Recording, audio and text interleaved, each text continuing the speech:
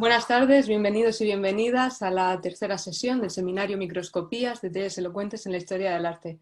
Hoy tenemos el privilegio de contar para la primera sesión de arte medieval con Joan Molina, jefe del Departamento de Pintura Gótica del Museo del Prado. Doctor en Historia del Arte por la Universidad Autónoma de Barcelona y profesor de arte medieval en la Universidad de Gerona, Joan Molina es un especialista en la cultura visual del siglo XV con especial atención a la pintura gótica catalana. A lo largo de su carrera, Joan Molina ha focalizado su investigación en tres ejes principales. Por un lado, las funciones, usos y significados de las imágenes durante la Baja Edad Media en la Corona de Aragón, con publicaciones como su libro Arte, Devoción y Poder en la pintura tardogótica catalana. Y por otro lado, los inicios de la Catedral de Gerona y el complejo programa de su cabecera, con diversos trabajos publicados como su más reciente monografía, La memoria de Carlomagno, culto, liturgia e imágenes en la Catedral de Gerona. Y por último, el interés por las manifestaciones artísticas en la corte de Alfonso el Magnánimo durante su reinado en Nápoles a mediados del siglo XV, que ha dado lugar a diversas publicaciones de un marcado carácter internacional. Muestra de su perfil de historiador del arte polifacético, el profesor Molina ha demostrado su compromiso con la transferencia de resultados y la alta divulgación como comisario de las exposiciones Bernat Martorell y el otoño del gótico catalán en Gerona entre 2002 y 2003, el obispo Margarit y su época también en Gerona en 2006 y sobre todo la importante exposición antológica dedicada a la figura de Bartolomé de Bermejo en el Museo del Prado en colaboración con el MENAC entre 2018 y 2019. Antes de dar palabra a nuestro invitado, solo queda recordar que, siguiendo la dinámica habitual de este seminario, después de la ponencia, un compañero del Grupo de Investigación Arte y Pensamiento será el encargado de coordinar y dirigir la conversación o coloquio posterior. En este caso se trata de Borja Franco, al que aprovecho para agradecer su amable participación. Ahora sí, sin más dilación, Joan Molina, muchas gracias. Cuando quieras.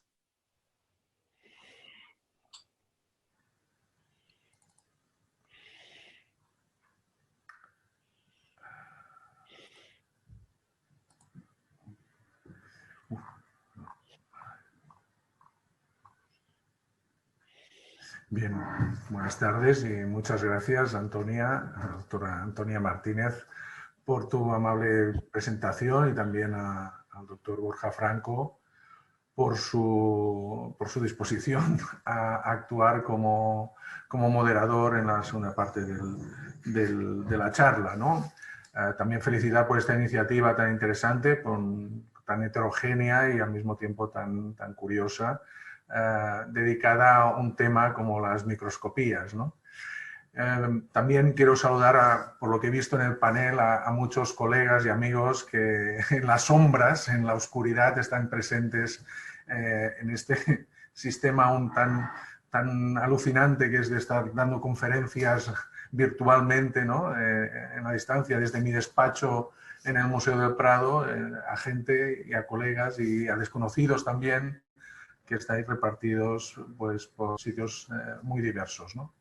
Bien, mi idea hoy y la que planteé a Antonia fue la de hacer una especie de recorrido por la colección del Museo del Prado, por la colección de pintura gótica española del Museo del Prado, mediante o a partir de este concepto de las microscopías, es decir, de los detalles, de las curiosidades que se pueden observar en las pinturas que forman o integran esta colección, ¿no? Teniendo en cuenta que la Edad Media es una época de polaridades y casi diría de síntesis entre lo macro y lo micro, ¿no? Solo hace falta entrar en una catedral gótica para observar esta polaridad, ¿no? Esta disfunción casi diría entre lo gigantesco y lo monumental y también lo diminuto y lo casi imperceptible. Y a partir de esta idea, que me parece tan recurrente a lo largo de la Edad Media, me propongo esta visita por estas obras que están colgadas en las salas, algunas de ellas también en los depósitos del museo, para ir escudriñando algunos detalles que me parecen que pueden ser significativos y sugerentes y que permiten jugar con esta dialéctica entre fragmento y componente general, ¿no? Alguien al que le comenté la temática un poco de la conferencia me dijo, esbozando una sonrisa, oye, ¿les vas a proponer algo semejante al ¿dónde está Wall-E?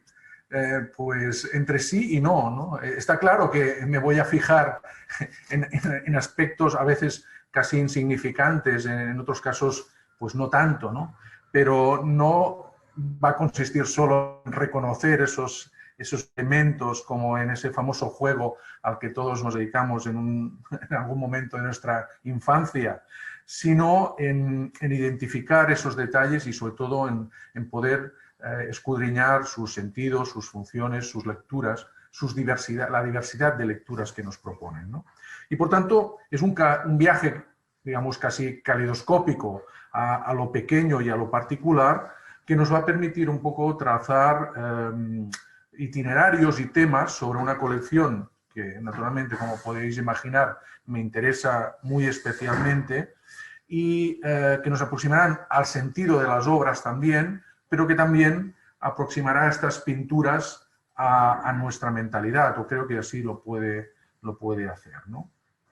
Vamos a utilizar, por decirlo así, a veces casi un telescopio para descubrir estos elementos o estos detalles en las pinturas, y también vamos a intentar de entenderlos en el contexto en el que fueron producidas y en el que fueron contempladas, ¿no? A partir de aquí, pues, se trata de analizar, de estudiar, y realmente cuando uno que ha sido un académico, por decirlo así, de alguna manera rimbombante durante toda su vida, se enfrenta día a día a las obras, entiende esa materialidad de las obras y entiende esa capacidad que tienen las obras para sugerirnos lecturas y ideas casi de una manera pues como más inmediata, ¿no? y más digamos, natural, ¿no? Y está bien poder confrontar estas dos percepciones, quizá la más intelectual y a veces muy distante, con esa más próxima y más material, y es a partir de esta confrontación entre estas dos percepciones que me gustaría que se sustentara pues, la visión de este conjunto de obras a partir de esos detalles a los que me voy a referir. En primer lugar, los contrapuntos, esa oscilación entre lo particular y lo general, ¿no? Realmente la mayoría de las obras que forman parte de la colección del Museo del Prado son obras realizadas durante el siglo XV, ¿no? Por tanto, que se corresponden con ese periodo de gran éxito de la pintura flamenca que marcó de tantas maneras los modos de expresión de los pintores europeos, ¿no? Y precisamente esa pintura flamenca juega claramente con esa dualidad entre lo macro y lo micro de manera constante, ¿no? Ese especial detalle en la pintura flamenca es algo consustancial a la misma. Y también en muchas de las representaciones que encontramos en el museo, este detalle de este Moisés representado en grisalla, pues es una imagen que podría encontrarse en cualquier pintura de este mundo flamenco, y en este caso corresponde naturalmente a una obra donde se inserta precisamente como una pequeña curiosidad en la decoración de la habitación, como sucede tantas veces en esta pintura de cuño flamenco o de origen flamenco, como es el caso del maestro de Sopetrán. Ciertamente aquí pues, habría que hablar de ese realismo simbólico sobre el que discurrió de manera magistral Panofsky y por el que, creo yo, ha sido también injustamente criticado en las últimas décadas, o al menos sobre todo en los años 90 y principios de los 2000. Ciertamente cualquier visión tiene sus puntos débiles y la de Panofsky seguramente también, y sobre todo en su énfasis en el simbolismo oculto, en la noción de simbolismo oculto, pero realmente buena parte de sus observaciones creo que siguen siendo interesantes y absolutamente pertinentes, ¿no? Entonces, es verdad que aquí este conjunto de elementos, en este caso este Moisés, pues nos está hablando de la memoria, ¿no? Está hablando de esa relación entre Antiguo y Nuevo Testamento, pero en realidad está hablando de esa memoria que sustenta la imagen central, ¿no? Está hablando de esos precursores que hacen posible, por decirlo así, la escena que se representa aquí. Y realmente, en este caso o en otros, como estas calaveras que ilustran este espacio de la crucifixión y que nos hablan pues, de Adán y de los precursores, al mismo tiempo también del espacio, de un espacio funerario o mortuorio, nos están hablando en realidad también de estos antepasados de la Virgen, de Cristo, del Antiguo Testamento. Es esta memoria como la que podríamos tener o podríamos leer en cualquier imagen que nos hiciéramos en una fotografía nuestra, en un salón con unas imágenes de nuestros padres, de nuestros abuelos, ¿no? Pero en una clave diferente, en esta clave simbólica tan interesante y tan recurrente en esta pintura flamenca. Por tanto, aquí el elemento microscópico o detallístico como elemento simbólico.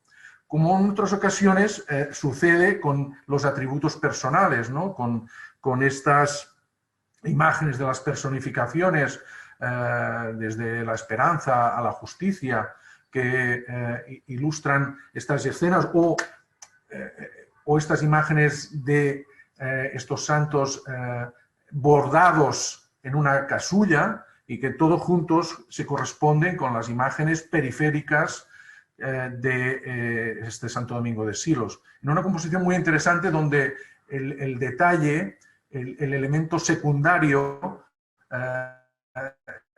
juega dialécticamente con el espacio central o con la imagen central. Una imagen icónica, una imagen hierática, una imagen atemporal, que se confronta con unas imágenes periféricas, sobre todo las imágenes de las virtudes, que son imágenes policromadas, imágenes que representan imágenes casi reales, ¿no? Esas personificaciones, los atributos tienen una mayor realidad de manera paradójica que la imagen que protagoniza toda la escena, ¿no? En una confrontación, en este caso también, entre irrealidad y realidad, que es muy característica de la pintura tardogótica hispana, por decirlo en general, que en este sentido se distancia claramente de la pintura flamenca, ¿no? Como es habitual. Y realmente estos elementos secundarios, a veces, como en ese caso, juegan a ello. En otros, el elemento secundario o curioso se convierte casi en un elemento virtuosista. Lo es ya en Bermejo, en esa composición, pero lo es también claramente en esta imagen que vemos de esta figura de un pintor representado en el espejo convexo que vemos aquí en forma de un gran escudo, ¿no? Está claro que hay unas reminiscencias y una referencia a representaciones que se remontan a Van Eyck y a esa voluntad virtuosista de representar imágenes en un espacio convexo y reflectante, pero más allá de todo esto, es que esta escena casi se convierte en un reclamo de toda la composición, de esta composición de este San Miguel de Zafra, absolutamente multitudinario, al que volveremos después con las hordas de demonios y también los ejércitos celestiales. Pero en realidad este detalle, esta microscopía visual, se convierte casi en el reclamo, en la curiosidad, pero en el reclamo del espectador. Ciertamente aquí estamos empezando a ver cómo el pintor, más allá de las dimensiones, más allá de la localización de la obra, está introduciendo unos aspectos, unos detalles que están concebidos claramente para sugerir y para llamar la atención al espectador, ¿no? En otras circunstancias, los detalles que nos podemos encontrar nos hablan no tanto de un simbolismo, que también, porque aquí pues, los colores que estamos viendo, estos rojos y estos verdes, están haciendo alusión a la Casa de Mendoza, pero sobre todo nos están hablando de suntuosidad, de distinción. Y es cuando el detalle se convierte en un elemento de lujo y de atracción visual a partir de esta idea del lujo. Y yo creo que esto es lo que vemos aquí, cuando están representando al duque del infantado, claramente al representar esta parte baja, también toda la indumentaria, pero con estos escarpines, estas almohadas, están hablándonos de esto, los detalles, ¿no? de esta suntuosidad, como también en otros casos sucede, ¿no? Como en estas pinturas donde de pronto vemos dos fuecos con esta decoración casi morisca, con esta escritura tocúfica, ¿no? Y estas imágenes resulta que están delante mismo de esta escena de la Natividad, ¿no? Colocadas en un primer plano. Es un elemento absolutamente secundario, casi marginal, claramente, pero están en un primer plano, creando ese elemento de atención al espectador. Aquí estamos hablando de un tríptico de pequeñas dimensiones. Y este elemento cotidiano, algo también muy habitual en la pintura flamenca, busca naturalmente crear ese sentimiento de empatía y de atracción en el espectador a través, ya digo, de este elemento casi de sofisticación visual. Los elementos de sofisticación visual aparecen aquí y allá. Y también cuando vemos composiciones como estas, más generales, estos dos grandes retratos, estos retratos tan interesantes, tan sugestivos, tan excepcionales que tenemos del Marqués de Santillana y de su esposa, ¿no? La propia bolsa, esta sofisticada bolsa que pende del cinto del Marqués, o el perrito que está debajo del mueble que sirve para apoyar el libro de oración de su mujer, de su esposa. Son claramente estos elementos que buscan vincularse en este caso, a esta distinción cortesana, pero al mismo tiempo este reclamo o esta atención del espectador ante estos retratos monumentales. Y luego, como tercera variante en este primer apartado, tenemos claramente aquellas imágenes que han sido concebidas ya expresamente como marginalia, ¿no? Creo que estas representaciones, estos elementos que engrisalla otra vez, como las que veíamos al principio, pero que decoran este trono, nos están hablando de unos elementos significativos, pero sobre todo de unos elementos que buscan crear una imagen de escapista casi, de juego, de transgresión hasta cierto punto, ¿no? Ángeles, músicos están exaltando a la Virgen y al niño, pero casi los putti que están en la parte superior peleándose, los pájaros, etcétera, no tienen ningún significado más allá de crear esta imagen de juego, de extroversión, esa confrontación entre lo sagrado y lo profano, entre el juego y la devoción, ¿no? que están marcándose o que están recreándose en esta composición. Naturalmente nos vamos alejando, el elemento se va empequeñeciendo porque realmente estamos hablando de algo muy secundario. Y luego a veces nos encontramos ante imágenes realmente sorprendentes, ¿no? Imágenes que aún pues, nos causan una cierta perplejidad, ¿no? Imágenes además que son imágenes ya no muy pequeñas, estas son casi microscópicas, o eran microscópicas al ojo humano porque están inseridas en compartimentos de retablos monumentales y además, en este caso en concreto, de una escena que estaba en la parte superior de un retablo monumental. Esto es un detalle invisible al ojo del espectador. ¿Y qué vemos aquí? No sé si lo pueden entrever bien, pero son como dos animales, bueno, un animal como un perro, casi perro lobo y un ave que están devorando, que están descuartizando un animal que está panza arriba, ¿no? Y están ya devorando sus intestinos, etc. Una imagen realmente violenta, lúgubre, en este espacio casi sombreado. Pero es que si miramos un poco más al lado, también en esta microscopía, lo que encontramos es una imagen de una obscenidad absolutamente evidente. Aquí la idea de que hay una felación me parece que es evidente entre dos monos, pero está allí, está representada. Y si vamos ampliando, ¿dónde está representado esto? Pues en el fondo de una estigmatización de San Francisco, ¿no?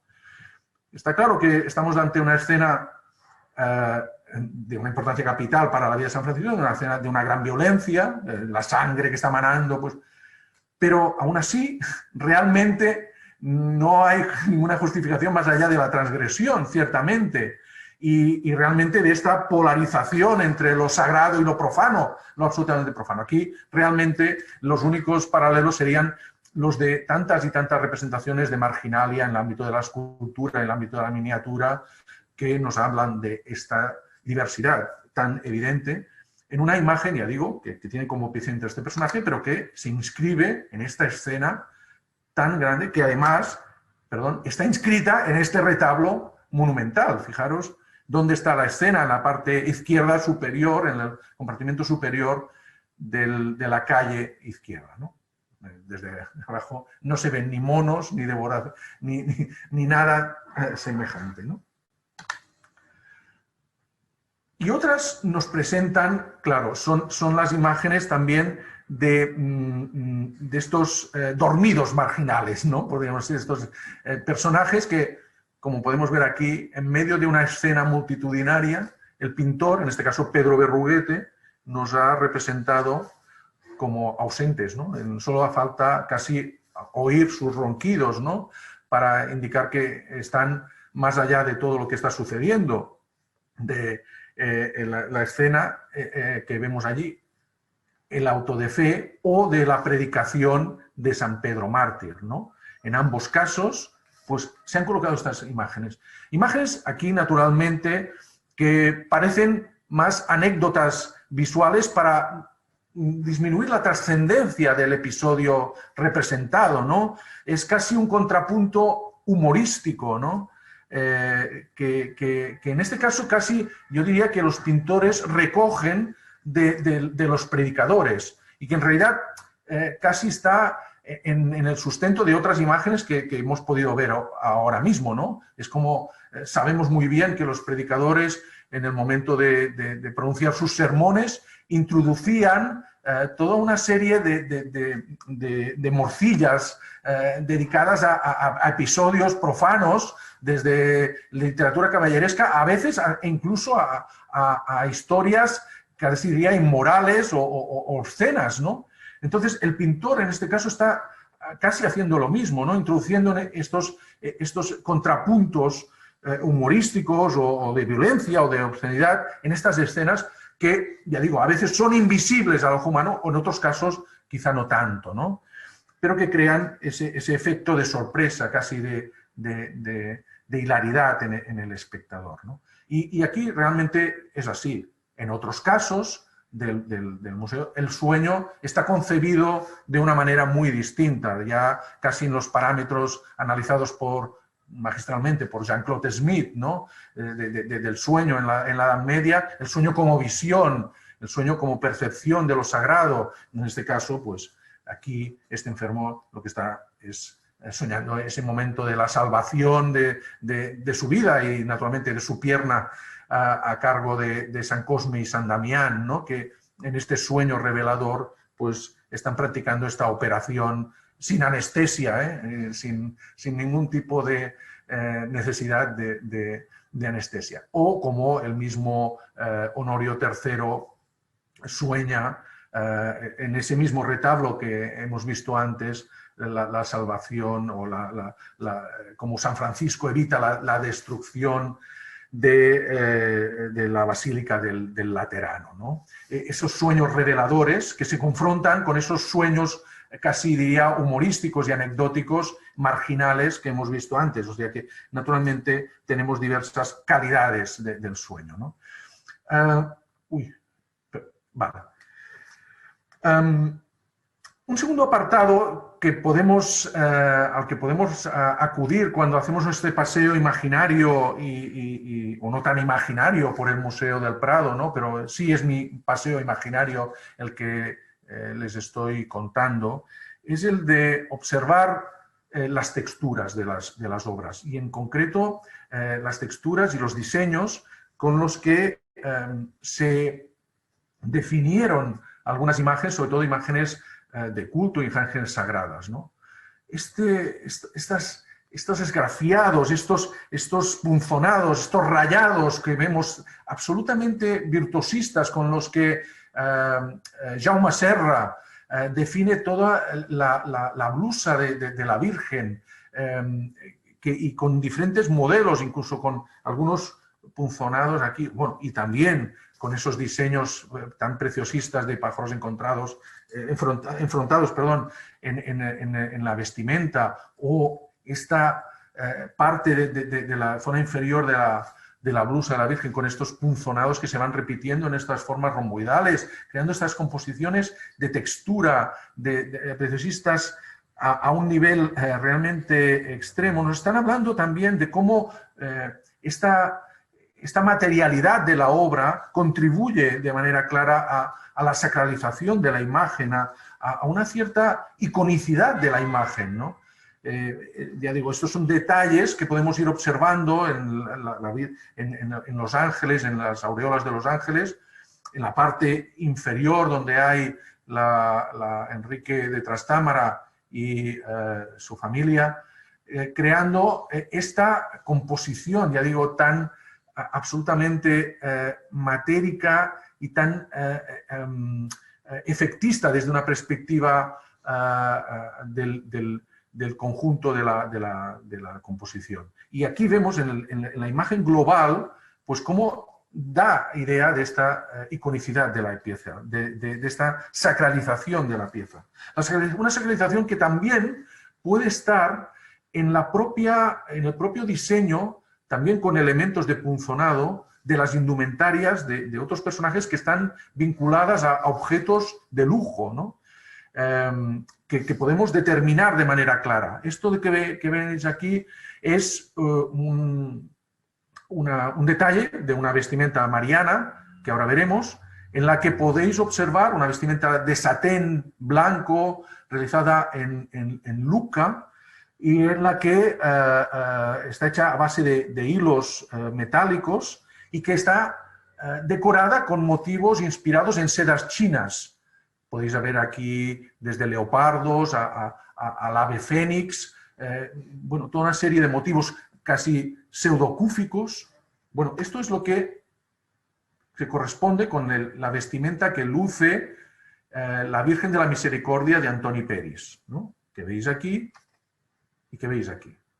Claramente, Peris está actuando de una manera diferente a Jaume Serra, con otro tipo de material, pero claramente también en esta tabla, que es una tabla muy repintada en el siglo XVI y que esperemos que próximamente la podamos restaurar y podamos también volver a ver la pintura original de Peris, en esta tabla también se está buscando una cierta forma de iconicidad y de sacralización a través de la indumentaria, del diseño de la indumentaria de esta visión de lo sagrado a través de la textura de la vestimenta.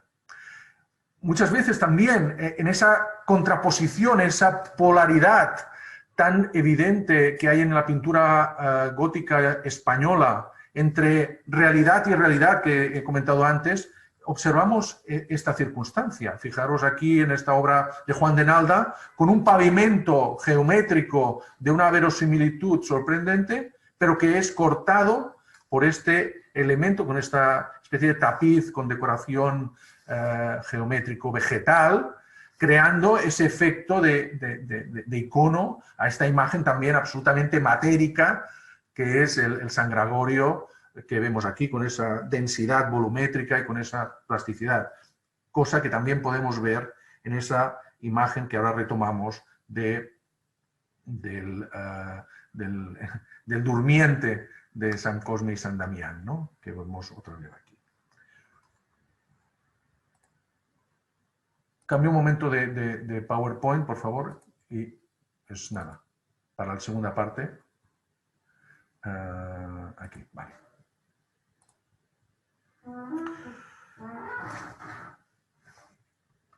Tercer aspecto, tercer punto de interés, los códigos corporales, ¿no? Cuando he ido, bueno, pues recuperando las imágenes que forman parte de la colección, otro de los elementos que aquí solo puedo ilustrar de manera muy sucinta, muy reducida, me resultan también increíblemente interesantes y sugestivos, son los que afectan a esta corporalidad, esta gestualidad que se expresa a través básicamente de las miradas y de los gestos con las manos, ¿no? Bueno, las miradas creo que es evidente como en algunos casos, como el de el Santo Domingo de Silos, están establecidas desde ese parámetro de la iconicidad, esa iconicidad naturalista que busca Bermejo, esa especie de dualismo entre un diseño absolutamente naturalista del rostro, pero al mismo tiempo ese efecto absolutamente irreal que crea su frontalidad y sobre todo esta mirada intemporal, abstracta, sobrenatural, en todos los sentidos, y algo a lo que recurrentemente acuden muchos maestros a la hora de representar sus imágenes, que están contemplando al espectador o más allá del espectador, ¿no? Creando esa imagen naturalmente de intemporalidad, de lo sagrado. Pero luego conjugadas con esas otras imágenes en las que se busca precisamente la complicidad emocional del espectador, ¿no? Como estas de aquí o esta de Juan Sánchez de San Román, en las que claramente como imagen devocional hay detrás del icono, detrás de esa imagen sagrada casi, y detrás también de la propia materialidad del diseño del dorado y también de la propia aureola, esa voluntad de crear una imagen que se interrelacione emocionalmente con el espectador.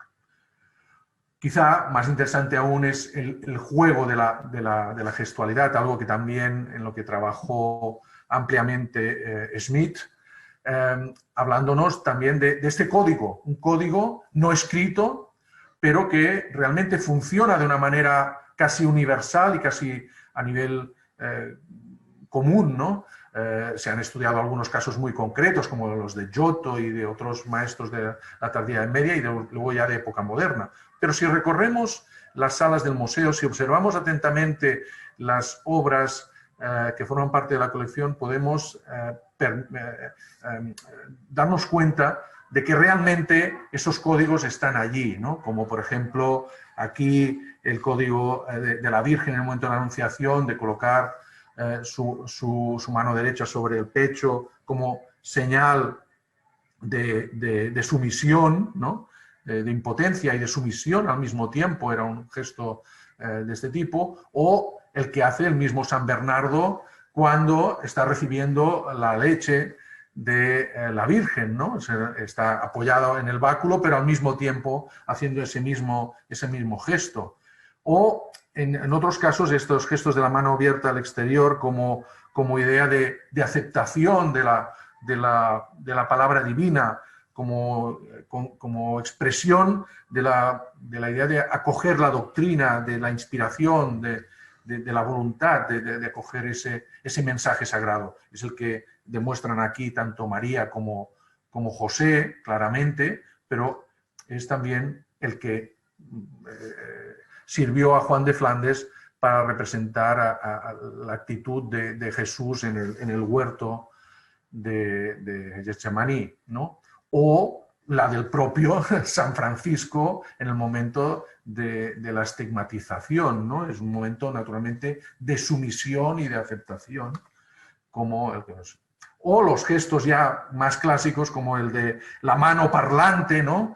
Que derivan de la iconografía imperial romana y que fueron utilizados naturalmente de manera recurrente en las imágenes del Cristo omnipotente, o también de las imágenes que están dedicadas a evocar ese momento de acción sobrenatural, de acción de manifestación del poder sobrenatural, como las acciones de los milagros de la resurrección de Lázaro o los milagros de la curación de determinados personajes interpelados por santos, o las imágenes de exorcismo. Fijaros que el gesto es exactamente el mismo y estamos recorriendo pinturas que van desde el siglo XIII hasta finales del siglo XV. Por tanto, el código no escrito se mantiene para imágenes diferentes, temas diferentes, pero con el mismo sentido. Por tanto, está funcionando de manera evidente, como también, naturalmente, el gesto de la oración derivado del gesto feudo-vasallático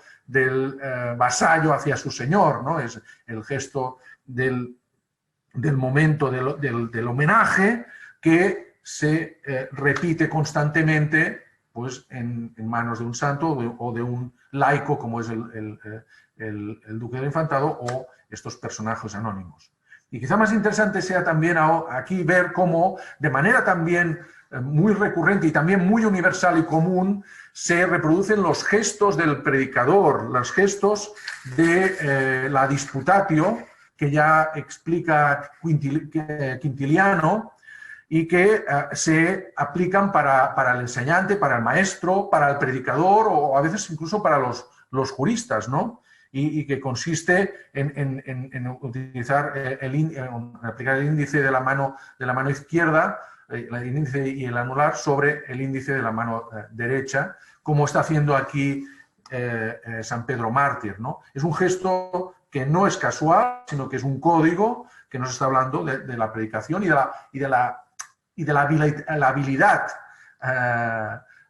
en la predicación, la habilidad y el poder de convencimiento del predicador en este momento. Aquí veis un detalle más evidente, y aquí veis como en otra obra, también del mismo Pedro Berruguete, pero dedicada a otros personajes, está utilizando el mismo gesto, en este caso para aludir a la elocuencia de los padres de la Iglesia, y en este caso de San Ambrosio, ¿no?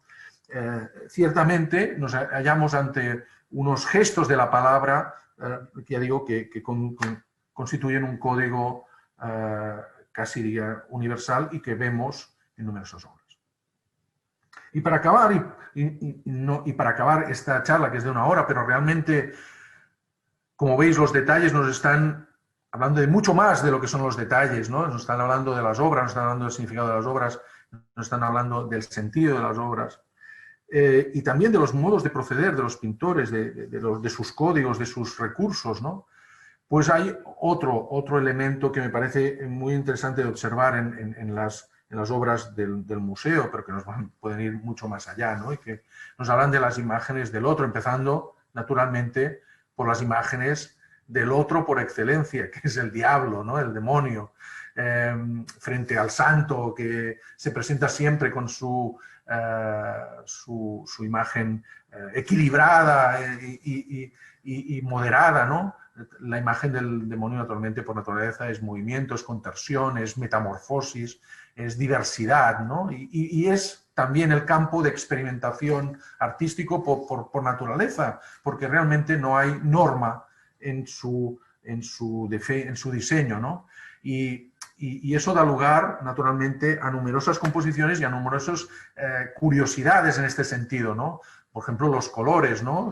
Los diablos negros, que son citados en numerosas ocasiones en la literatura, desde la literatura bizantina a la época románica, etcétera, etcétera, y que podemos ver aquí, a otros que nos presentan imágenes teñidas de color y de fantasía, ¿no? Realmente aquí en el Maestro de Arguís, en unas tablas que ahora están en los almacenes, pero que esperemos próximamente subir, porque tienen una notable calidad y además plásticamente son realmente muy, muy atractivas, dedicadas a la historia de San Miguel, pues al verlas me acordé de un texto que había leído hace bastante tiempo y que realmente da idea de hasta qué punto para los pintores esto era un campo de experimentación, pero también para los espectadores que estaban inquietos por ver imágenes de lo más creativas, lo más fantasiosas posibles de los santos, y este contrato que que firma Lluís Borrassà en 1404 de un retablo dedicado a San Antonio, pues es muy indicativo cuando dice eso de que haya a fer los diables de diversos colors que no fuesen tots negres, que no sean todos negros, sino que sean de diversos colores y que haya también algunos de rojos, verdes y de otros colores finos, ¿no? Por tanto, esta idea de, bueno, naturalmente el diablo como disfraz, como metamorfosis, pues se hace evidente aquí, pero también el diablo como espectáculo cromático, ¿no? Y es así en las obras que tenemos en el museo. Esto San Antonio que está siendo torturado aquí por estos diablos que, al margen de su composición teriomórfica y absolutamente híbrida, etcétera, nos da idea en estos colores. O este de aquí, ya en una obra de Berruguete, que aparece sometiendo a tentación a los monjes, naturalmente, porque el diablo también, otra característica es su ubicuidad, ¿no? No hay lugar donde no pueda estar, ¿no? Y luego un detalle interesante en esta pieza que es tan sugestiva del San Miguel de Zafra, ¿no? Aquí podemos ver casi esos contrastes, ¿no? Entre ese ejército de ángeles ordenado, disciplinado, etcétera, contrastado con el desorden, el caos de los demonios. Pero más allá aún, podemos ver en la zona central del retablo el proceso de cambio, el proceso de metamorfosis de ángel a demonio, ¿no? Y lo podemos ver aquí, fíjense, o fijaros, estoy hablando de usted y de vosotros continuamente aquí, cómo se está produciendo la metamorfosis. Algunos ángeles ya se están convirtiendo en demonios, ¿no? Pero fijaros, el rostro es demoníaco, pero aún la capa es la capa angélica y ya más abajo ya han abandonado totalmente la capa para mostrar todo su cuerpo monstruoso, ¿no? Que es lo que vemos aquí, ¿no? Interesante que algunos de estos que están en proceso de metamorfosis visten capas amarillas, ¿no? Porque realmente, he dicho antes, pues los colores son... Aquí ya vemos el proceso de mutación total y de diversidad total. Los colores, naturalmente, para el demonio piden todo tipo de colores, pero sí que es verdad, y eso Michel Pastoureau, que ha trabajado el tema del color como nadie en la Edad Media y el significado de los colores y el sentido y la iconografía de los colores, pues claro, nos habla del color amarillo como un color naturalmente muy connotado con la representación de los judíos. Con una representación de los judíos muy diversa, que a veces es denotativa y a veces es denigrativa, ¿no? Pero es evidente que esta utilización del amarillo no es casual aquí para representar la sinagoga, ¿no? La personificación del pueblo hebreo en esta composición de Fernando Gallego, ¿no?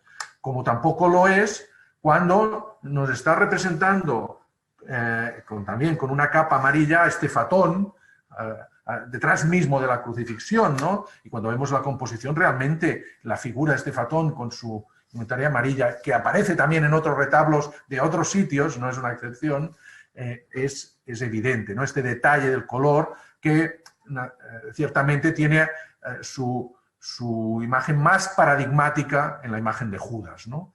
Judas vestido de amarillo, lo vemos también en esta composición de Rodrigo de Osona, y destaca poderosamente, además, cromáticamente, en el conjunto de los personajes, de todo el grupo que forma la escena del prendimiento. No hay manera de escapar de ello. Igual que destaca cromáticamente las imágenes de los sayones de estas escenas de la pasión de Cristo, en las que ya no es Judas, pero sí son, se puede decir, los judíos que están torturando y vilipendiando a Cristo, ¿no? Con esto ya vamos acabando y ciertamente estamos entrando en un terreno que es el terreno de la imagen del otro, del otro, pues el demonio puede ser el judío, pero puede ser también otros, ¿no? Otros que no son los cristianos, como pueden ser los musulmanes, ¿no? Y la tercera escena de la vida de San Francisco, en ese retablo iconográficamente tan interesante y en algunos casos tan, diría, casi subversivo, de Nicolás Francés, es la escena de la predicación de San Francisco al sultán de Babilonia, ¿no?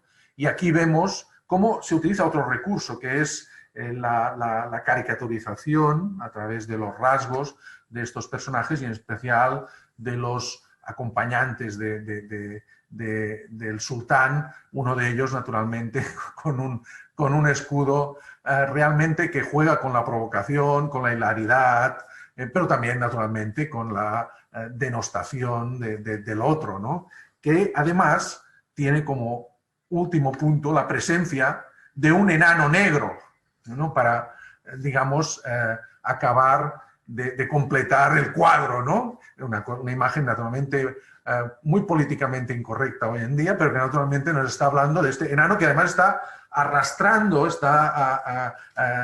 intenta arrastrar, mejor dicho, intenta arrastrar a San Francisco, ¿no? Nos está hablando del negro como un elemento, como una caracterización racial negativa. Aquí lo vemos todo el conjunto, todo el cuadro, y ciertamente tampoco quedó muy bien parado este otro negro representado, ya lo hemos visto, en el milagro de San Cosme y de San Damián, porque naturalmente la operación, pues en sí mismo es un milagro, pero naturalmente implicó la profanación de un cadáver, ¿no? Y naturalmente no fueron a profanar el cadáver de un blanco cristiano, sino de un negro, ¿no?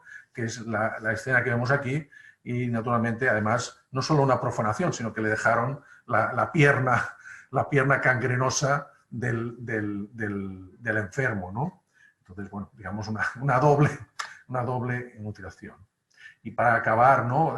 Si estamos hablando del musulmán, del negro, pues hay otras representaciones. No tenemos que olvidar que nos hallamos en el siglo XV. Bueno, pues estas imágenes han supuesto son del siglo XV, nos estamos hablando en un contexto realmente dominado en gran medida por el terror hacia el avance de las tropas otomanas, ¿no? que en 1453 conquistaron Constantinopla, y eso generó una especie de psicosis que se tradujo en literatura, en poemas, etcétera, pero también en imágenes, creo yo.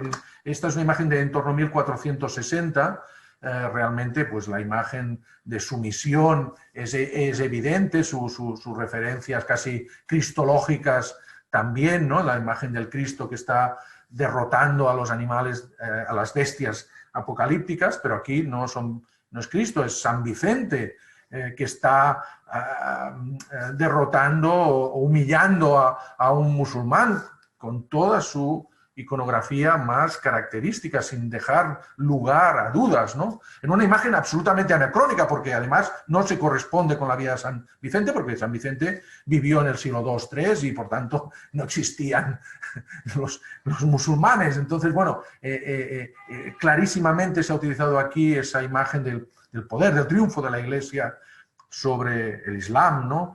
Y seguramente en ese contexto al que me estoy refiriendo, ¿no?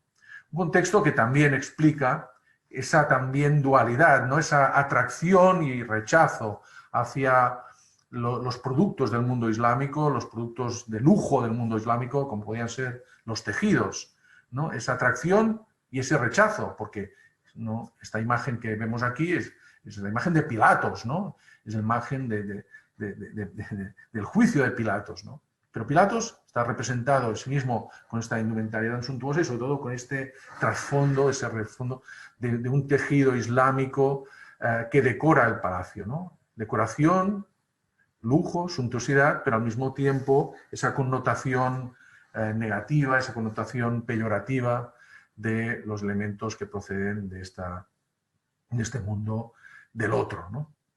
Bueno, con ello concluyo este viaje, este itinerario, que espero haya sido sugestivo y sugerente sobre una miriada de temas que realmente, bueno, en algunos casos han ido más allá de las microscopías, pero que creo que de una manera u de otra han ido puntuando aspectos secundarios, pero que puedan ser motivo de análisis de temas casi monográficos que van naturalmente mucho más allá de lo que de lo que se puede observar en el museo, pero que a veces, partiendo también de los detalles del museo, se puede ir o viajar, mejor dicho, intelectual y estéticamente a otros mundos, a otros temas y a otros universos. Muchas gracias. Muchas gracias, Joan, por tu conferencia tan sugestiva que nos ha llevado de viaje, un viaje a través de las colecciones del Museo del Prado, que ahora en estos momentos de pandemia y que se expone la mitad de lo que se puede ver, o mucho menos nos ayuda a recordar obras que hacía tiempo que no veíamos y que nos hace pensar sobre cómo se han visto y cómo se han estudiado, ¿no? Me toca hacer un poco de respondant y plantear algunas cuestiones o resumir la ponencia, con muchos temas sugestivos que se amontonan a la hora de plantear un discurso, ¿no? La distribución en cuatro partes de la ponencia, contrapuntos, ¿no? Que van desde lo micro a lo macro, temporal a temporal, real y real, cóncavo, plano, sacro, profano, sueño, realidad. E incluso me atrevería a decir, añadir una categoría más que me ha dicho Joan, de local y foráneo, porque me ha gustado muchísimo ver los detalles de Juan de Flandes, de la crucifixión, donde aparece una píxide pequeñita con letras árabes o pseudo-árabes, al mismo tiempo que mostrabas esos zuecos con letras también pseudo-árabes, ¿no? Como son pintores flamencos, justamente, o con ascendencia flamenca, que están jugando con estos objetos de origen islámico por esa dualidad, admiración y rechazo que se estaba dando, ¿no? Y como justamente otra mirada que has hablado de tangencialmente, una mirada historiográfica, justamente en los últimos años nos estamos planteando esas nuevas lecturas, ¿no? De detalles que han pasado desapercibidos y que nos hacen replantearnos las relaciones interculturales, las relaciones geográficas e históricas, ¿no? Y realmente, después de ver estas obras, tengo ganas de saber mucho más sobre ese tríptico del maestro de Zarzosa y compararlo con otras obras, por ejemplo, de Juan de Flandes o incluso las que hemos visto de Nicolás Francés al final, ¿no? Como digo, miradas historiográficas que han recorrido toda la ponencia, porque estas aproximaciones también nos llevan a replantearnos el papel de las texturas y de los textiles, los usos sartoriales, ¿no? La manera de vestir marca una identidad, no es casual la manera de representar a los personajes, y la elección que se realiza tiene un significado simbólico que últimamente está tomando mucha importancia, sobre todo cuando hablamos de textiles vinculados con el mundo islámico. Tal vez es mi mirada pervertida, y hablando de miradas historiográficas, porque es mi obsesión, ¿no? Y me dedico a ello, de ver cómo se ha representado el Islam, su fascinación o rechazo, ¿no? De hecho, también, aunque me pasa el punto 4, ese escudo Nicolás Francés comparado con la adarga de Rodrigo d'Osona, ¿no? Como Rodrigo d'Osona, escena de la crucifixión de Cristo, sitúa una adarga vinculada con estos juegos de caña, esa tradición islámica, y que a lo mejor solamente había podido ver en Valencia gracias a pinturas como la que tenemos de Gonçal Peris o otras del Museo de Valencia con el martirio de Bernardo de Alcira, ¿no? Que también aparecen esas adargas con otra decoración, con estrella de David y con la mano de Fátima, ¿no? Pero estamos viendo cómo artistas locales o foráneos están utilizando esos elementos distintivos, ¿no? También me parece interesante esa alteridad como campo de experimentación de colores, experimentación de percepciones. La imagen de San Vicente de Tomás Ginés es muy sugestiva porque es una iconografía a lo mejor mucho más vinculada a Santa Catalina, ¿no? Que a veces tiene a sus pies a una figura de un musulmán, ¿no? Pero como tú dices, un musulmán particular, es que no tiene las facciones étnicas, hablando de temas también de raza, el tema del color, que debería poseer, ni el modo de vestir, podemos relacionarlo específicamente con una moda clara que se esté desarrollando en el Mediterráneo, ¿no? Entonces están quedando otros imaginarios que a lo mejor no tienen que ver con el otro real, que es la amenaza que acechaba las costas mediterráneas, ¿no? Y en ese sentido, muy interesante también el tema del color negro. El milagro de Cosme y Damián, que estudiado por Carmen Fracchia, por ejemplo, como es también el propio enfermo se negaba a ponerse esa pierna negra porque tenía miedo que le contagiara la sangre, ¿no? Como ya no solo el color de la piel, en aquella época era la sangre, la leche, era transmisora de una ideología, de una manera de comportarse, de un linaje, y es muy interesante también la figura del enano negro. Me ha parecido fascinante, no conocía esa pintura y de hecho una de las primeras labores que voy a hacer cuando empiece a trabajar con la beca del Prado que he recibido ahora es centrarme en ese enano negro, porque es muy interesante en el hecho de porque la negritud de la península ibérica ha tenido distintas connotaciones. No siempre ha sido negativa en muchos aspectos, y aquí es que está como encadenado como si fuera una suerte de esclavo, o sea, como esclavo que está intenta arrastrar a Francisco hacia el mal, ¿no? Entonces me parece muy interesante. Y luego, tal vez, aquí viene mi pregunta después de este resumen de las cuestiones que me han fascinado de la ponencia, y como digo, tengo muchísimas notas para digerirlas con calma y releerme libros y rever cuadros.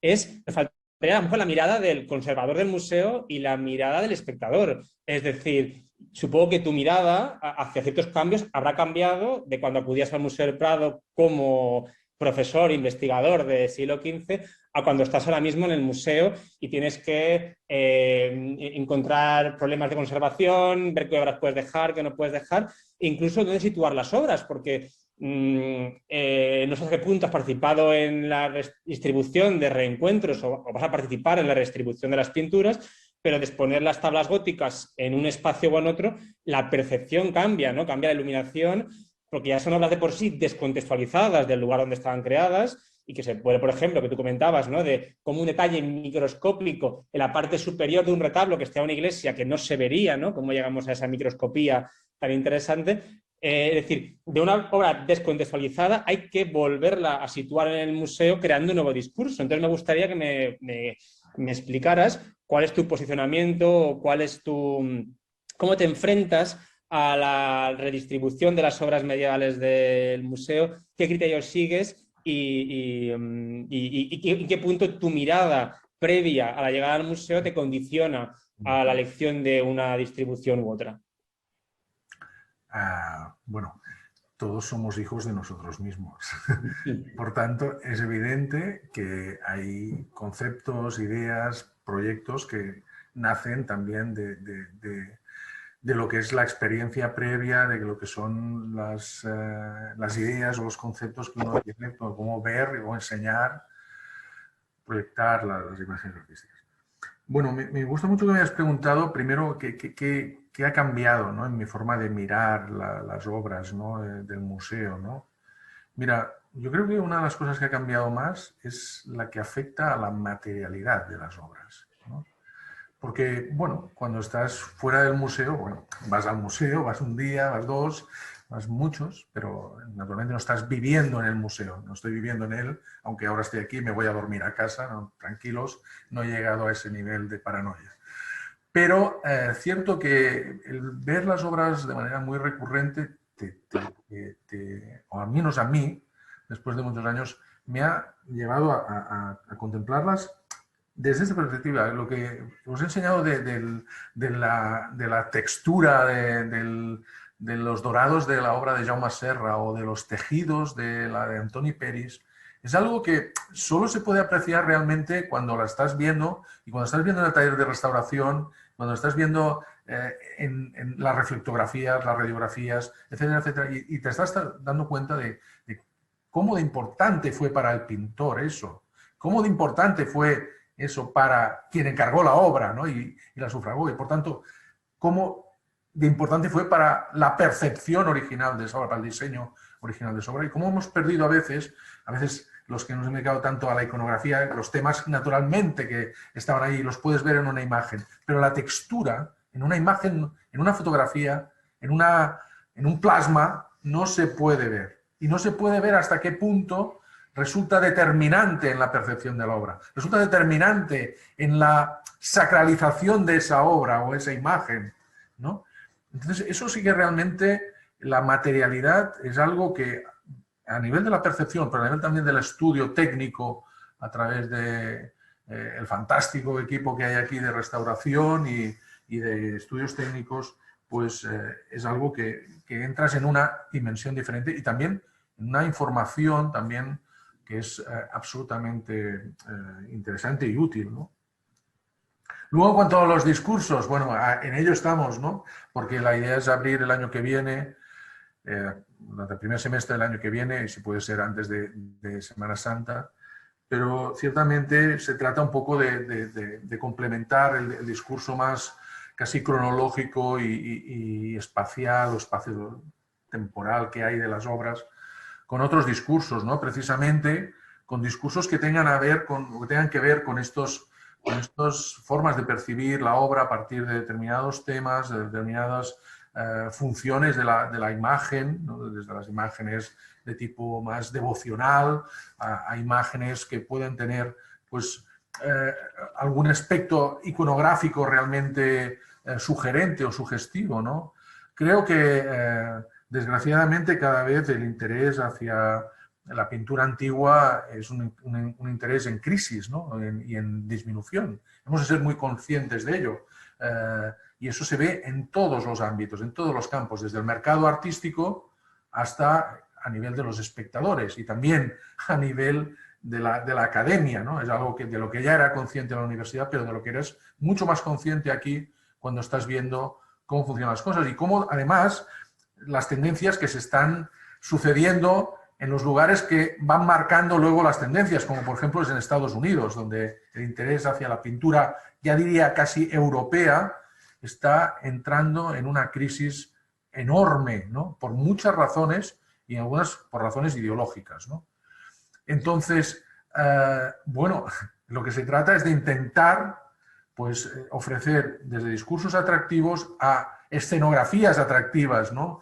Porque se trata incluso de que redecorar las salas, ¿no? Y hacerlas como un polo de atracción hacia el público, que naturalmente en el Museo del Prado tiene generalmente otros intereses. Hemos de ser conscientes que la colección de pintura gótica del Museo del Prado es una colección periférica dentro de lo que es el conjunto del museo, pero dentro de esa conciencia lo que se trata es de ofrecer estímulos para que, digamos, ese nivel periférico sea menor, ¿no?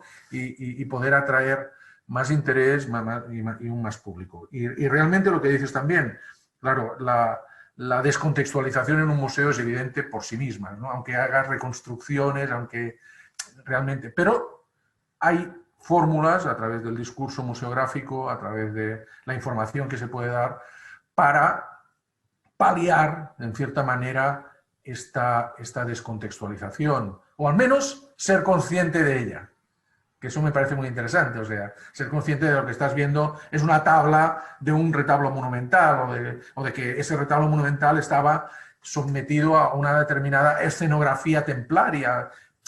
Ser consciente de lo que estás allí, porque mucha gente no lo es, ya no es consciente de ello, muchos espectadores. Y realmente, y para acabar, una de las cosas que eres consciente cuando eres conservador de un museo es que tu discurso tiene que ser un discurso, digamos, y es una palabra que a veces hay gente que dice, bueno, eso prohibido, transversal, porque realmente hemos de partir del conocimiento, del estudio, y eso es algo que no podemos obviar, pero claro, hay que destilar eso para un público que no es un público académico, el público del museo. Y entonces hay que tener muy en cuenta eso, que el museo no es un museo para profesores de universidad e investigadores del CSIC o de cualquier otro centro de investigación. Eso es una parte muy pequeña de los que van a visitar el museo y realmente no es el que va a sostener el museo ni las salas del museo. Entonces, bueno, son muchas cosas, son muchos variantes, pero bueno, todas ellas creo que muy interesantes y realmente, bueno, pues, bueno, espero vuestras preguntas.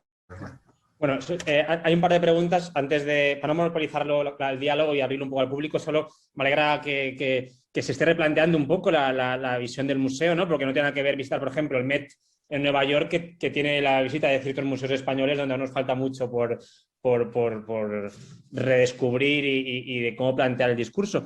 Y solo muy brevemente, me gusta ese discurso sobre la materialidad de las obras de arte, porque creo que es algo que no potenciamos. Ahora el formalismo, aunque no es un método que yo utilice, está como denostado, como que si yo en clase hablo de materias y formas, soy un anticuado porque no hago sociología, antropología de la imagen y por eso soy peor historiador del arte o menos moderno, ¿no?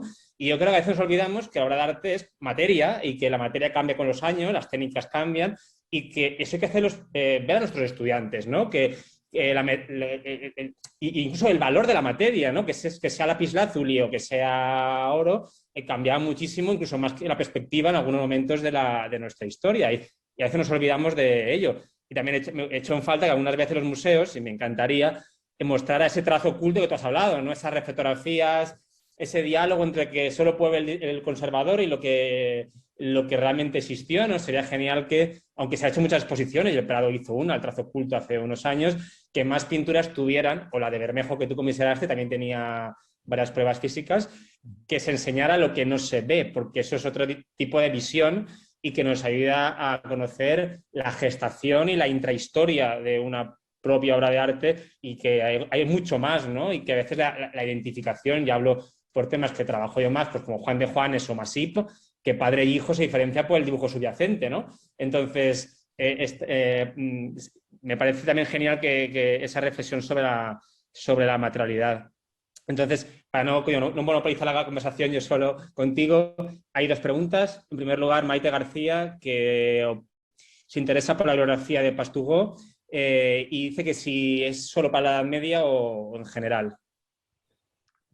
Tiene ensayos que son más generales, ¿no? Pero realmente la mayor parte han sido dedicados a la Edad Media, ¿no? O sea, Pastugó ha trabajado no solo los colores como colores primarios, sino los colores en la heráldica, por ejemplo, ¿no? En formas y en objetos diversos de la Edad Media, pero básicamente sus estudios, por lo que tengo entendido, pero tiene algunos de alcance más amplio, temporal más amplio, pero la mayoría son sobre la Edad Media. Lo que se tiene es algún estudio sobre el azul, por ejemplo, que va mucho más allá.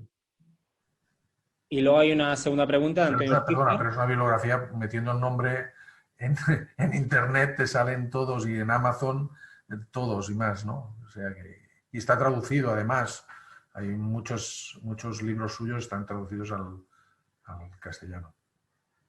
Gracias. Y luego una pregunta de Antonio Urquizar, que dice: hola Joan, muchas gracias por tu estupenda charla. Quería contribuir con una pregunta. Nos has hablado de cómo los detalles micro pueden alinearse con el tema principal o ir por libre. ¿Podrías contarnos algo más sobre estas tensiones micro-macro en la iconografía? Me interesa saber más sobre cómo funcionó en el siglo XV esto, que es un tema clave de debate a finales del XVI y comienzos del XVII. Gracias. Bueno, ¿cómo conviven? ¿Cómo se alinean? Yo creo que se alinean como he intentado mostrar, de una manera casi muy diversa, ¿no? Es cierto que a veces hay una contrapartida, una complementariedad muy estrecha. Creo que los detalles o los elementos micros en las pinturas más característicamente flamencas pues tienen una vinculación muy estrecha entre una cosa y otra, entre los dos ámbitos. Claramente lo que decía antes, yo creo que en esas imágenes casi no es solo la idea de la tipología Antiguo Nuevo Testamento, sino es la idea de la memoria, la idea de lo precedente, de lo que explica en realidad, de lo subyacente a la escena principal. Y en otros casos, claro, si vemos el caso de Bermejo y los atributos, pues realmente estamos hablando allí de una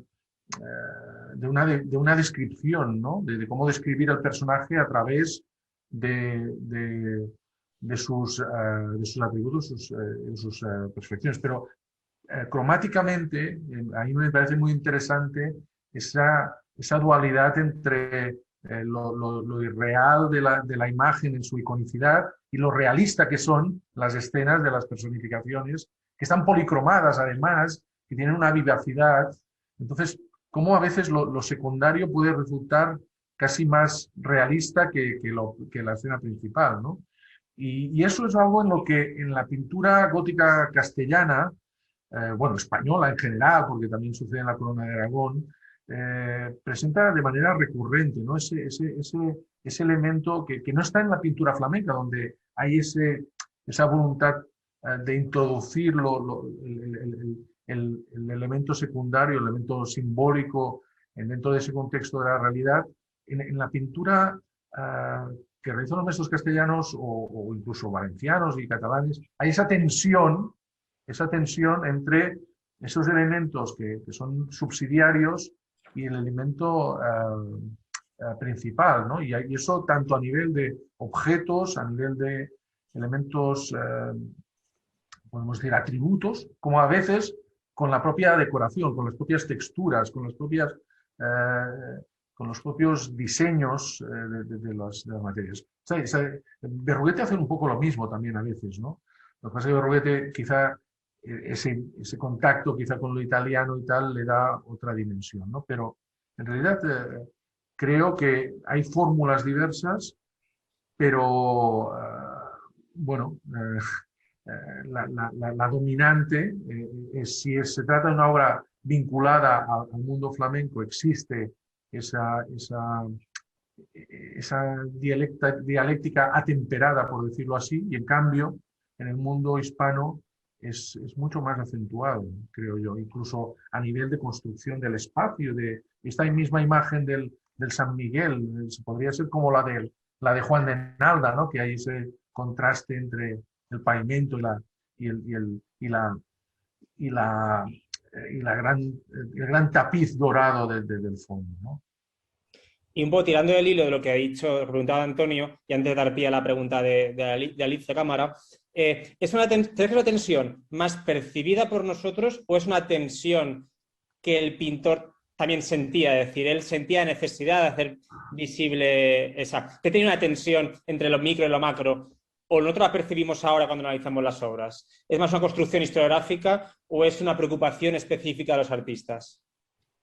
Yo creo que depende de los casos otra vez, ¿no? Pero ciertamente en los casos que he proyectado, yo creo que claramente hay esa voluntad de introducir esos elementos como contrapartidas, como complementos a la imagen central, ¿no? O la imagen principal. Y entonces sí que está creando esa tensión, ¿no? Cuando un pintor realmente es consciente de ello, como por ejemplo Bermejo está creando esa tensión incluso al diseñar la propia silla episcopal, ¿no? Que crea esa silla que es casi un tromleil, ¿no? Un engaño visual, ¿no? Está creando una imagen de una arquitectura, una microarquitectura que se confronta con esa imagen icónica del santo, ¿no? Está creando esa tensión claramente. Y eso es un pintor de primer orden que claramente es consciente de hacer para mí sí, o sea, de hacer la tensión. Habrá que mesurarlo en función también de eso, del grado, por decirlo así, de conciencia que tienen los artistas de lo que están haciendo, de su habilidad, por decirlo así, de su pericia, ¿no? Y algunos pueden hacerlo porque son muy hábiles técnicamente y otros no tanto, o sea, y los resultados no son. Juan de Nalda, cuando está haciendo ese San Gregorio, yo creo que es absolutamente consciente de crear ese juego, ¿no? Esa doble polaridad entre ese pavimento casi geométrico, que no lo es, pero que da esa sensación de geometría y ese fondo dorado con ese tapiz, con esa decoración. Yo creo que en algunos casos es evidente que es así. Muchas gracias. Y la pregunta de Alicia Cámara. Hola, Joan, gracias por el festín de pintura que nos has dado. Sobre esta cuestión de lo micro-macro, una pregunta. ¿Crees que algún paralelismo conforma narración con la literatura de su tiempo? Gracias. Bueno, espero que haya sido un festín y no un banquete mal digerido, ¿eh? Espero que esta noche podáis dormir todos tranquilos y no tengáis un bombardeo de imágenes góticas que os provoquen pesadillas. Lo he dicho antes, creo que sí. Creo que la forma de pintar tiene conexiones con la forma de narrar o de escribir. Incluso yo he hecho la referencia a la homilética, ¿no? A mí me parece que la homilética tiene unos recursos que en muchos casos son los que están utilizando los pintores. Cuando están introduciendo o están trufando esos elementos en el discurso agiográfico, por ejemplo, pues están haciendo lo mismo que estaban haciendo los predicadores de la Baja Edad Media, y en este sentido, por ejemplo, tenemos un caso pues absolutamente fantástico e ilustrativo, muy próximo, que es uno de los mejores predicadores de toda la Baja Edad Media, que es San Vicente Ferrer, ¿no? Y solo hay que leerse los sermones de San Vicente Ferrer para ver cómo está trufando continuamente la narración religiosa, la narración evangélica, bíblica, agiográfica, con toda una serie de recursos que van más allá del discurso evangélico. Son recursos de showman, ¿no? Son recursos retóricos, pero son recursos teatrales, ¿no? Cuando empezaba a imitar las gallinas o imitaba incluso el sonido de la carne de los santos cuando se estaban quemando en una hoguera, ¿no? Y aquellos que transcribían los sermones ponen, y entonces el santo hacía cree, para representar onomatopéyicamente el crepitar de la carne que se estaba crujiente, la carne crujiente, ¿no? Bueno, pues yo creo que cuando muchas veces están los buenos pintores, están utilizando algunos recursos de estos, están introduciendo, antes decía, el humor, ¿no? Pues el humor está allí. La obscenidad es una manera también de introducir algo transgresor y algo humorístico, ¿no? Y yo creo que allí está, ¿no? Lo que pasa que, lo que decía Borja también, ¿no? ¿Por qué eso representado en un espacio que no se podía ver? Bueno, aquí entramos ante un discurso que es el que ya hay sobre los canecillos en época románica, etcétera, etcétera, etcétera, porque en la Edad Media hay tanta iconografía profana, sobre todo, también religiosa, pero profana, y muy subversiva, digamos, a nivel moral, pues en esos espacios. Bueno, subversiva a nivel moral relativamente, porque antes decía que incluso los predicadores a veces eran obscenos, ¿no? Para atraer la atención de los fieles, ¿no?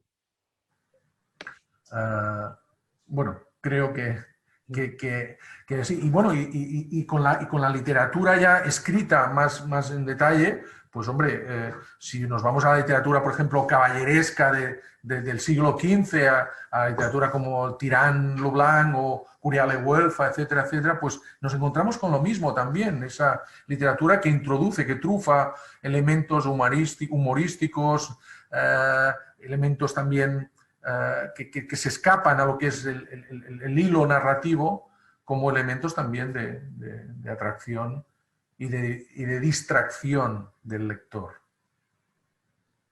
Muchas gracias.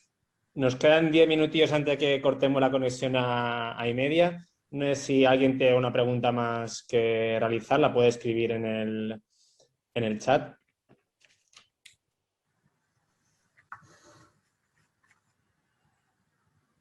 Dejamos un segundín para que la gente tenga tiempo a escribirla. Y así que descansas un poco, Joan, de tanto hablar. Tomas un respiro. Bueno, o no, ya.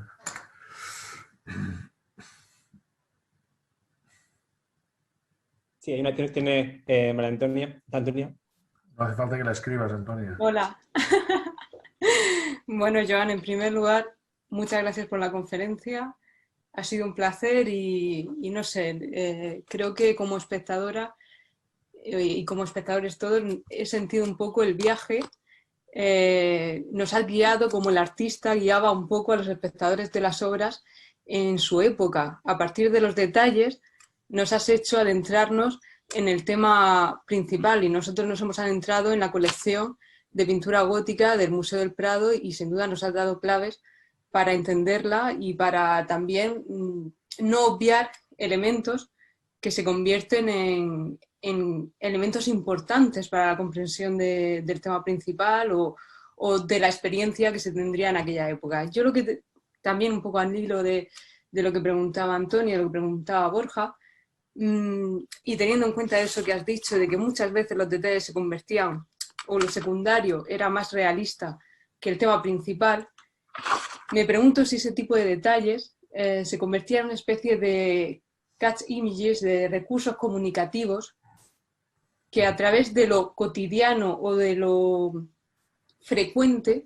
se convertía en un modo de ayudar al espectador a entrar en temas que muchas veces son religiosos y más complejos, a través no solo a través de atrayendo lúdicamente al espectador con las texturas, los colores, las posturas y todo eso, sino también a través de esos temas quizá más seculares que se representaban, que veíamos en esa tabla con animales devorando y tal, o a través de los gestos, que eran un lenguaje conocido por todos, por ejemplo, a través de las miradas, a través de esos elementos, un tema que era espiritualmente más abstracto y más complejo de comprender, al introducirlo con ese digamos, mensaje secundario, se hacía más accesible y hacía más fácil la entrada o el acceso del espectador al tema principal de la obra. No sé qué piensas. Bueno, sí, es evidente, o más o menos evidente que, por ejemplo, claro, la pintura de puño flamenco juega claramente con este aspecto al recrear las escenas evangélicas en ambientes decorados con objetos propios de la cultura material de la época, ¿no? Y claro, eso hace que haya una percepción pues, más inmediata y más empática de las imágenes, ese anacronismo, ese representar las escenas como si hoy las representáramos en un apartamento decorado con muebles de IKEA, ¿no? Pues un poco esta fue la idea, y de hecho ha habido historiadores que han reconstruido los escenarios de estas escenas, viendo que todos los objetos están hechos al modo de Malinas o al modo de Brabante, etc. Incluso hay documentos en los que se pide que los muebles estén hechos de esta manera en pinturas y en retablos escultóricos, ¿no? Por tanto, está claro que incluso cuando se pedía expresamente, se quería claramente que hubiera esa identificación con la cultura material. Claro que en el mundo flamenco, en el mundo del norte de Europa, donde esta industria de estos objetos materiales, donde la idea también que luego yo creo que en el mundo moderno pues aún es más acentuada de esta cultura del objeto y de este orgullo por estos ambientes domésticos con este tipo de objetos pues de muy variado tipo, esa representación de los mismos en la pintura es un elemento de identificación, al mismo tiempo casi de orgullo, de vanidad, de orgullo y de vanidad, ¿no? Pero creo que funciona de las dos maneras, ¿no? Funciona que a veces tenemos estos objetos y en otros casos las texturas o los elementos de representación son o intentan crear una imagen casi de alejamiento a ese espacio real del espectador, ¿no? Por eso decía la exaltación de lo sagrado, esa bondad de iconicidad. Y creo que en la pintura precisamente es muy rica porque puede oscilar o puede caminar en los dos ámbitos, ¿no? Ya digo, podemos encontrar este maestro de Sopetrán que está dentro de lo que es lo más típicamente o prototípicamente flamenco, o un maestro como Bermejo que nos ofrece una imagen que claramente se distingue de eso, ¿no? Aún teniendo unos contactos muy directos con todo lo que es la técnica flamenca, con todo lo que podría ser el naturalismo figurativo del mundo flamenco, etcétera, crea una imagen que hay una distorsión total, o Juan de Nalda. Entonces, bueno, creo que ciertamente hay toda una serie de elementos que buscan esa complicidad, ese contacto, esa relación con el espectador, con espectadores que naturalmente podían leer las imágenes mucho mejor que nosotros, esa gestualidad que nosotros ahora tenemos que interpretar si esto significa el gesto del predicador, porque no lo utilizamos, porque hemos perdido esa capacidad de transmitir mensajes a través del cuerpo, ¿no? Nuestro cuerpo cada vez es menos significativo y menos elocuente, porque lo basamos todo en la imagen, lo basamos todo en la palabra, lo basamos todo en el discurso hablado, ¿no? Pero en cambio, la gestualidad se ha empobrecido de una manera total, ¿no? Entonces, bueno, ciertamente creo que allí hay todo un recurso de elementos que utilizan los pintores que son los propios de la época, la gestualidad, que aún en sociedades preindustriales o tal era muy evidente y muy recurrente y muy utilizada, o en sociedades aún que mantienen o han mantenido hasta hace poco eso, como por ejemplo en Italia, donde la gestualidad aún es mucho más significativa que aquí, pues utilizaron estos elementos, ¿no?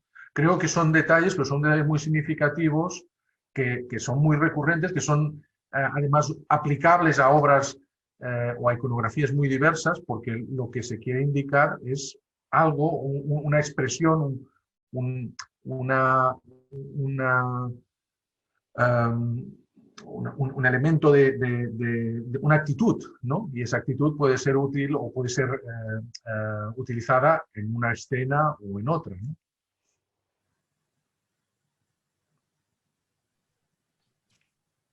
Pues muchas gracias. Si ya no hay más cuestiones, como estamos ya al límite de las 8:30, agradecer de nuevo este viaje por el museo, que a mí me ha hecho pensar mucho y, como digo, y rever muchas obras que había olvidado que existían. Estas reflexiones sobre la mirada y sobre el arte del siglo XV. Un arte que, como dices tú, ocupa poco espacio en el Prado y que esperemos que ahora se revalorice y ya no sea el hermano pequeño, sino que vaya creciendo. Y nada más, supongo que la semana que viene, Antonia, seguimos con otra sesión. Sí, Pues bueno, esperemos que también otra de las ideas que sea un poco más mediterráneo, ¿no? Que ha sido muy castellanocéntrico, y ahora que llega un Mediterráneo, vamos a primero a pintar las paredes de color azul, porque en Castilla todo es muy seco y hay que humedecer un poco el ambiente. Entonces pues vamos sí, a empezar también por eso también, o vamos a contribuir eso. bueno, Y sí, hay que meter más pintura mediterránea, pintura más valenciana, andaluza, catalana.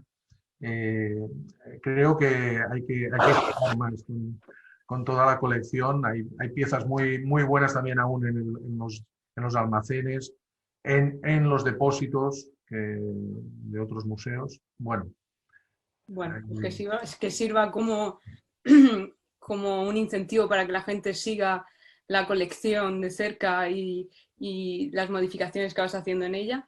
Y nada, solo quiero dar las gracias a los dos. Primero a Joan por esa conferencia tan interesante, hemos aprendido mucho y sin duda nos ha hecho pensar y reflexionar y seguirá haciéndolo a lo largo de estos días. Para quien quiera volver a ver la conferencia, ya sabéis que se sube al canal UNED y también estará en YouTube, así que quien quiera volver a revisitar la sala gótica del Prado, pues ahí lo tiene. Dar las gracias también a Borja por su amable participación. Y bueno, pues ya sabéis que la semana que viene, a esta misma hora, el jueves, tendremos la siguiente conferencia. Así que muchas gracias por asistir, muchas gracias por vuestras preguntas y nos vemos entonces. Un saludo.